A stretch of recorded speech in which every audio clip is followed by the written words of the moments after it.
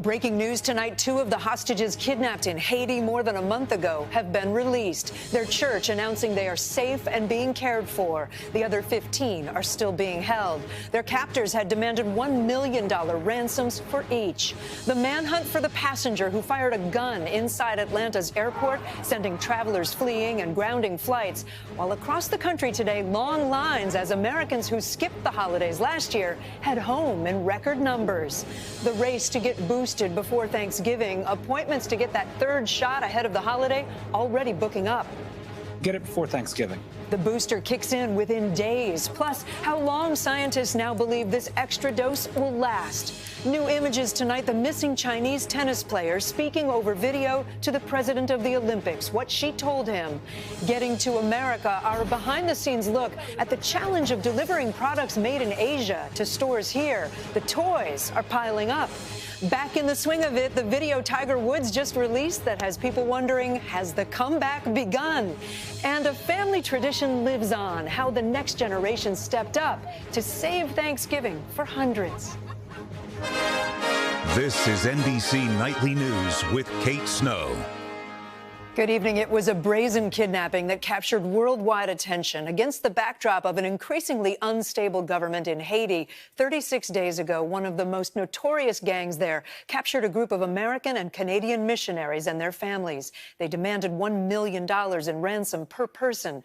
Today, we learned 2 of the hostages have been released. 15 are still being held. Monica Alba starts us off tonight. 2 hostages held in Haiti for more than a month, free tonight, according to the missionary group who organized the service trip. Christian Aid Ministries confirming the 2 individuals are safe, in good spirits, and being cared for. Their names, reasons for their release, and where they currently are still being kept secret for security purposes. The Ohio-based organization pleading for prayers and writing, "Our hearts are with the 15 people who are still being held." 16 U.S. citizens and 1 Canadian were abducted 36 days ago after visiting an orphanage outside Port-au-Prince. 6 men, 6 women, and 5 children, the youngest of which is 8 months old, all kidnapped at gunpoint by a notorious street gang known as 400 Mawozo. The FBI, State Department, and other federal agencies dispatched a team to help Haitian authorities with the investigation and negotiate the safe release of the hostages. But they declined to pay a $1 million ransom for each person, following long-standing U.S. policy.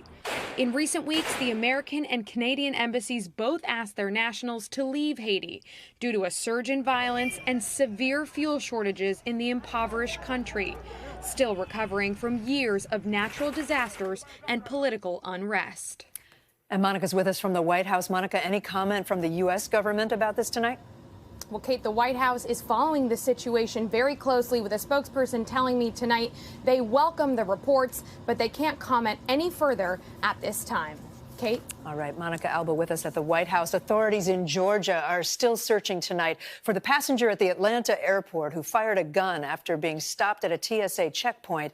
3 people were injured in the chaos that followed. It comes during what is set to be a record week for travel. In the past 3 days alone, more than 2 million passengers have flown each day. Kathy Park has more. One of the busiest travel days of the year spiraled into moments of panic at Atlanta's International Airport. Flights temporarily grounded and hundreds diving for cover Saturday afternoon when a passenger's gun went off at a security checkpoint. Everybody's running. Officials say the passenger, identified as 42-year-old Kenny Wells, lunged toward the weapon and grabbed it in his bag, accidentally discharging the gun. People just came flying through and just were like, run, run, run. And then people were just running. Tonight, Wells is still on the run, with multiple warrants out for his arrest, including possession of a firearm by a convicted felon. The chaotic scene happening as millions across the country were flying to their destination Saturday.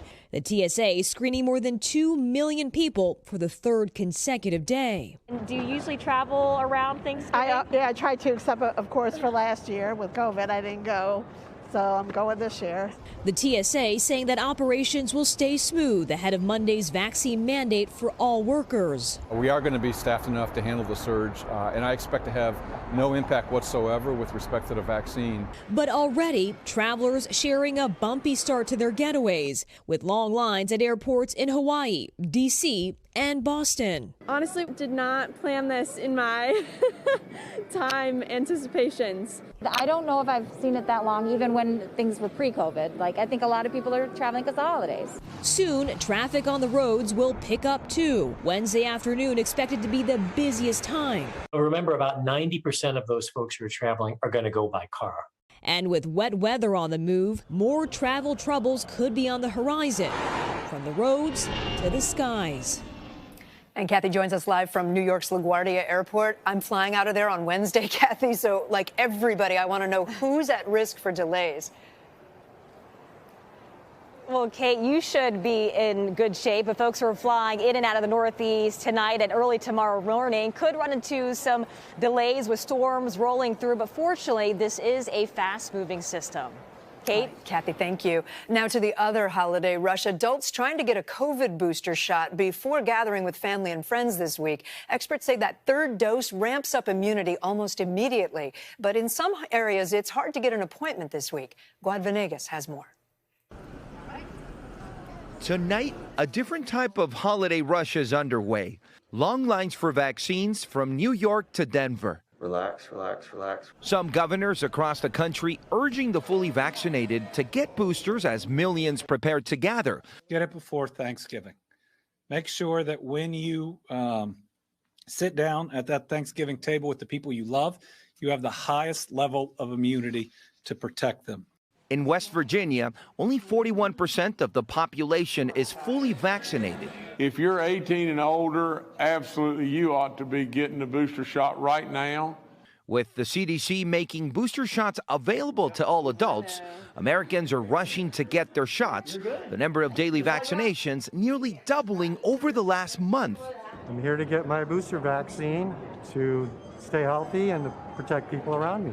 Health experts say the boosters should take effect quickly, but many wonder how often they'll be needed. We would hope, and this is something that we're looking at very carefully, that third shot with the mRNA not only boosts you way up, but increases the durability so that you will not necessarily need it every 6 months or a year. This holiday season, in addition to being vaccinated, Americans have more options like rapid take-home tests now widely available, avoiding the long lines seen at testing sites last year. We're planning to take a rapid test the morning of. Though at-home tests aren't always reliable, Stephen Kistler and his friends are hoping to add an extra layer of security. Since we're all vaccinated, that definitely helps, but it's still possible for people to have breakthrough infections and to spread infection to others.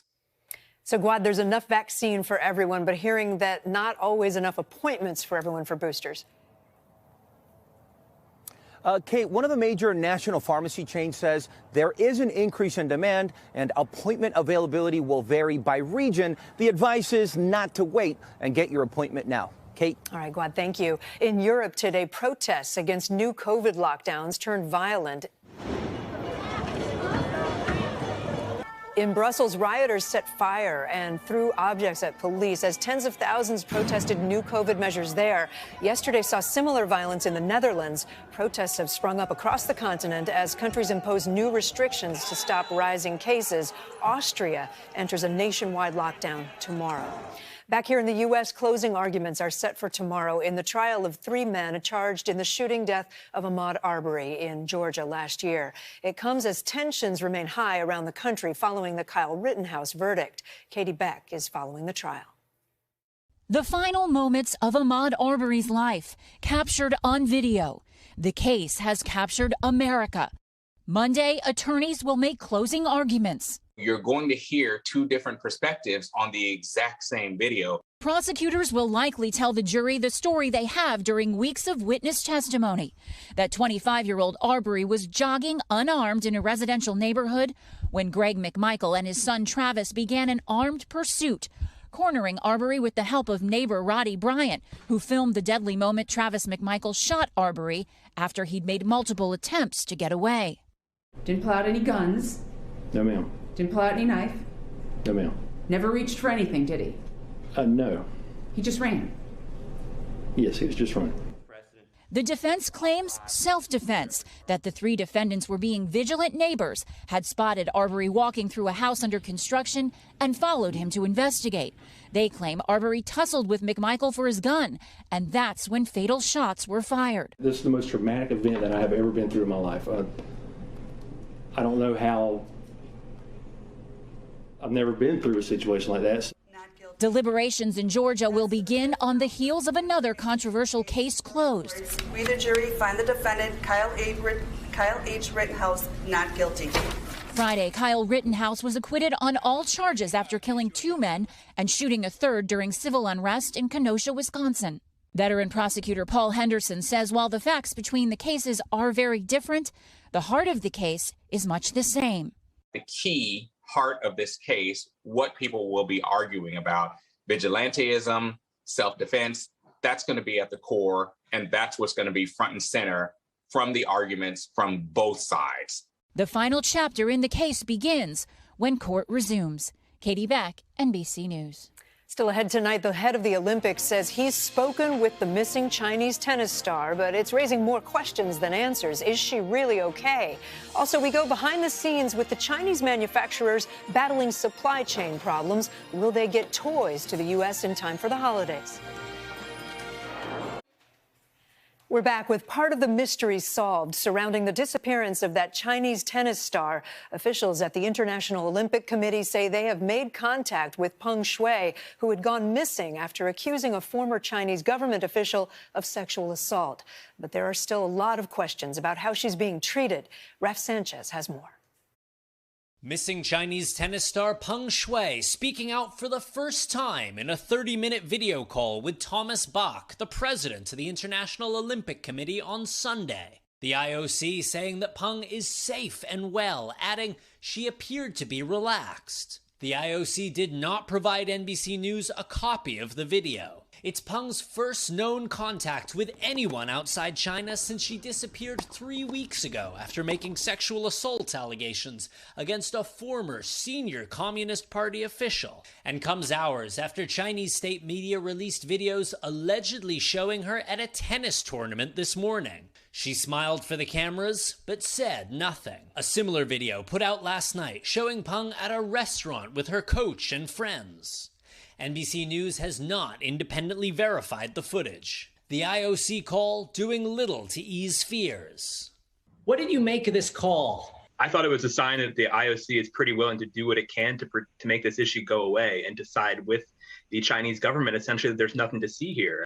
And unlike the Women's Tennis Association, which has threatened to pull out of China altogether, the IOC statement doesn't mention Peng's allegations of sexual assault. Relations between the IOC and China, especially sensitive with the start of the Winter Games just weeks away. Their statement really did sound like something that would be issued by the Chinese government. The outcry now coming from the White House, the United Nations, and the biggest stars of global tennis. We just have to unite and stand together. And with few convincing answers, the ball still very much in China's court. Raf Sanchez, NBC News.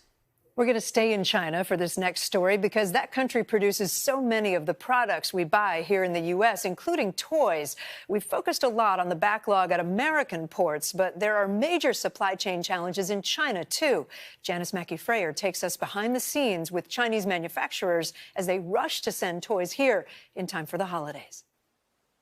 The holiday shopping season is all but here, but a lot of what people may be looking for is not. The global supply chain crunch creating shortages and higher prices for most things, including toys. Factories here in southern China make more than 80% of imported toys on store shelves in the U.S., from digital stuff to dolls to dinosaurs. But here is also where the world's supply chain problems began. There are more challenges this year, says Dai Chunyang, who owns a trading company. Raw materials are costing more. Microchips are hard to find. A power crisis means electricity is being rationed.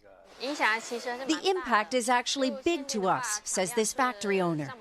and the pandemic pushed shipping rates through the roof with no guarantee of timely delivery. Everything's taking longer. Toys that would typically need just a few weeks to reach stores in the U.S., now it's taking nearly 3 months. Like these shipments of E-blocks to get from the factory in China to a port in the U.S.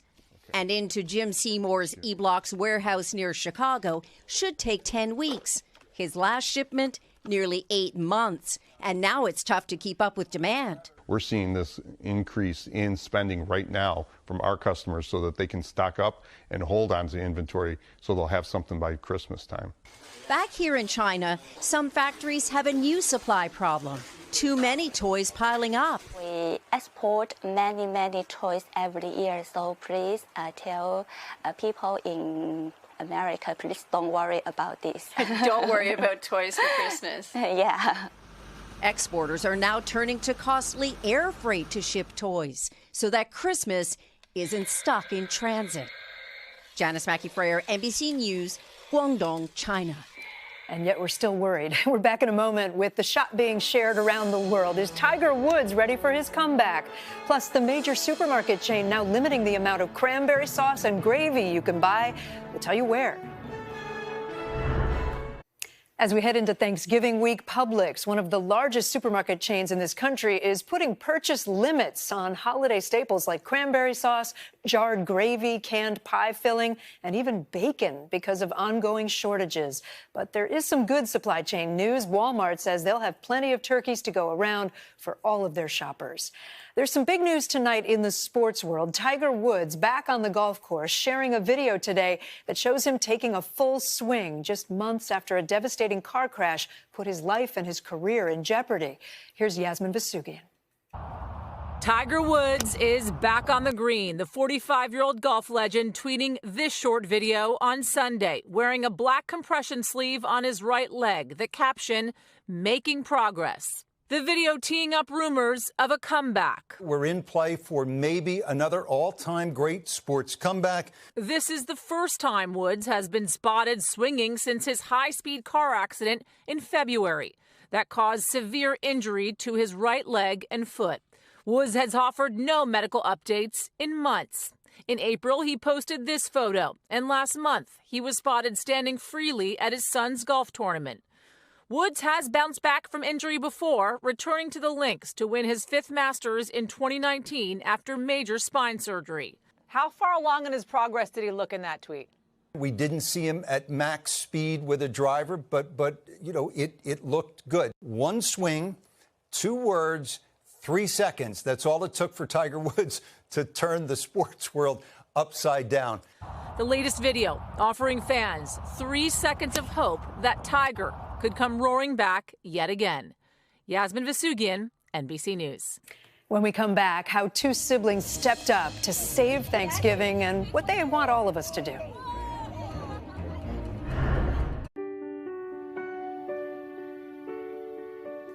There's good news tonight about taking notes and passing down traditions and the power of a single act to make a difference from one generation to the next.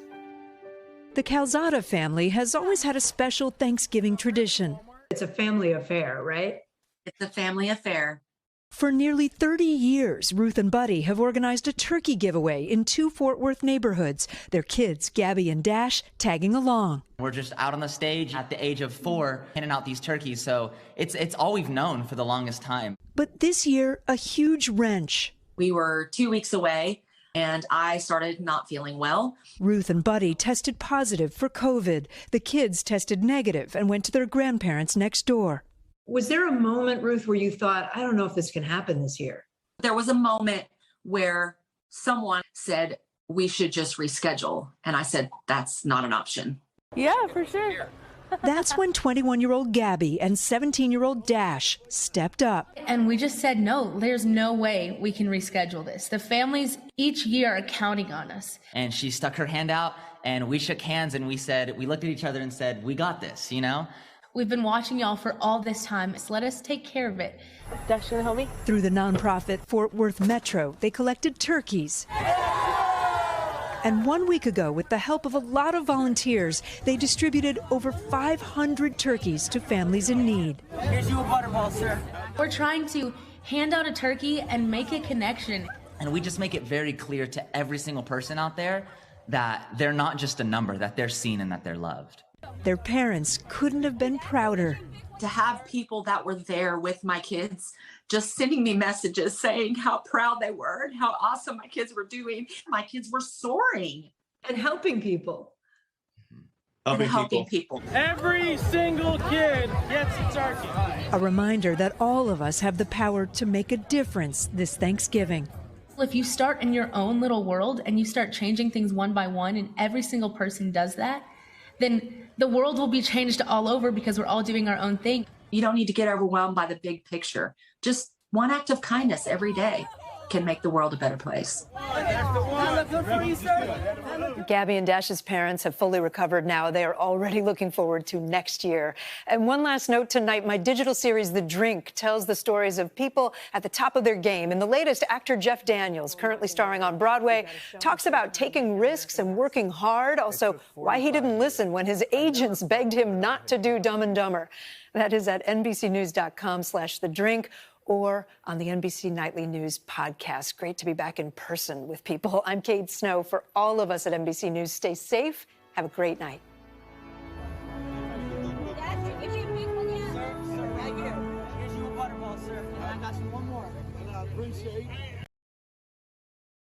Thanks for watching our YouTube channel. Follow today's top stories and breaking news by downloading the NBC News app.